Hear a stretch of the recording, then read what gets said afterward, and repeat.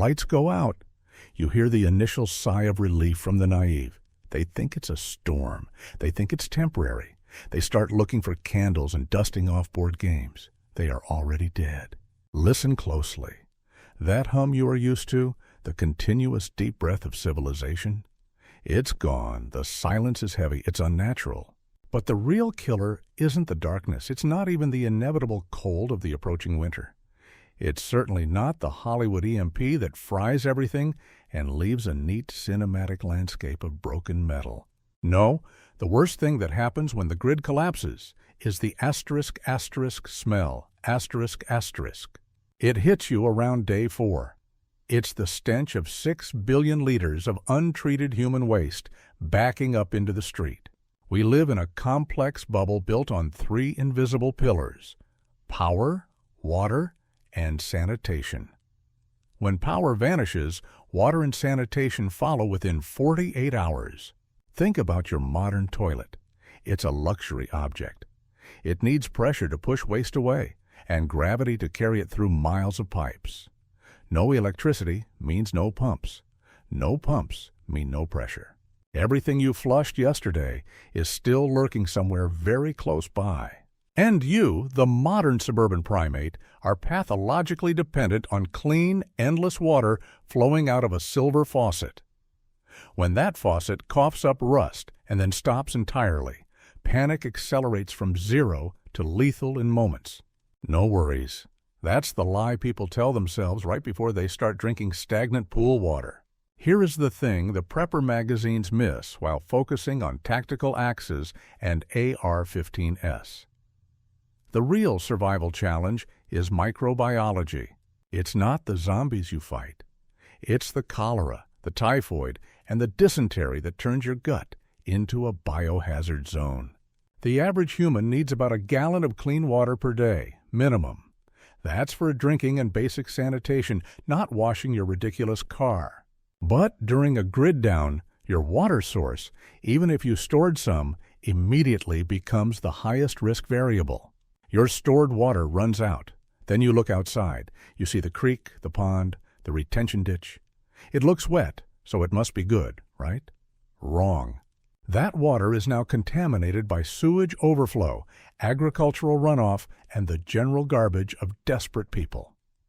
Boiling will kill the biological agents, the protozoa, the bacteria, but boiling concentrates chemical toxins, heavy metals, and salts. If you live downstream of an industrial zone or a big city, boiling that water might just give you a high-temperature dose of poison. So, method 1, you must become a master of water remediation, not just storage. Forget the fancy, expensive Berkey filters. They clog, they break. They require replacement elements you won't find at the abandoned Walmart. Learn the 2-stage purification method that works anywhere, forever. Stage 1 is mechanical filtration. Slow, high-volume gravity filtration through sand, charcoal, and cloth. This removes turbidity and suspended solids. It makes the water clear enough to disinfect effectively. Stage 2 is disinfection. This is chemical. Household bleach, properly stored and sealed, is your single best friend. 1 milliliter of regular, unscented 6% bleach per gallon of water. Stir it. Wait 30 minutes. If you can smell a faint chlorine odor, it is likely safe to drink. If you cannot smell it, add slightly more. This is non-negotiable. Risking a deadly infection to save a few drops of chlorine is a failure of basic math.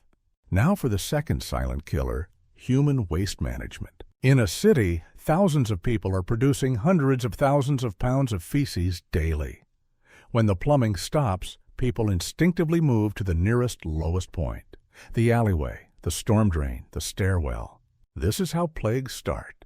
If you have a home base, establish a dedicated sanitation system immediately. This is method 2. Take 2 5-gallon buckets. Line one with a heavy-duty contractor bag. Use the bucket for all solid waste. Keep a separate container of ash, sawdust, or dried leaves nearby. Every time you use the facility, cover the waste completely. This eliminates odor, seals in bacteria, and prevents insect infestation.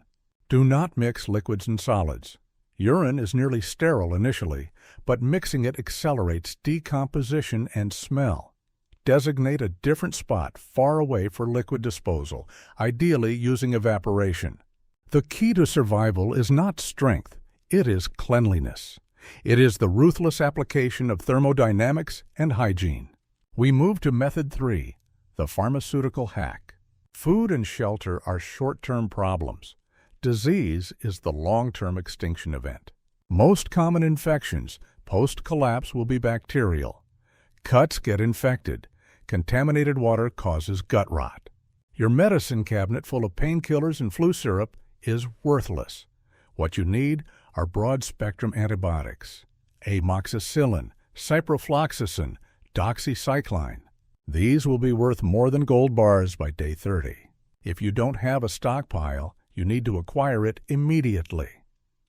Pharmacies will be looted first, but veterinary medicine is often identical in chemical structure. Fish antibiotics are chemically the same as human antibiotics, just labeled differently. They are widely available pre-collapse. This is a hack the high IQ survivalist utilizes. Understand dosages. Store them dry and cool. Do not wait until the collapse to learn how to ration a 10-day course of Cipro. Now let's talk about the final unavoidable threat. You. Method 4, psychological warfare and self-preservation. Human behavior operates on a predictable timer. Day 1, shock and denial. People are generally passive, waiting for a savior. Day 3, anxiety and realization. Resources like gasoline, packaged food, and battery power become objects of intense value. Day 7, the turn. Desperation replaces civility. This is where the real dangers begin. When people transition from needing to survive to needing to take .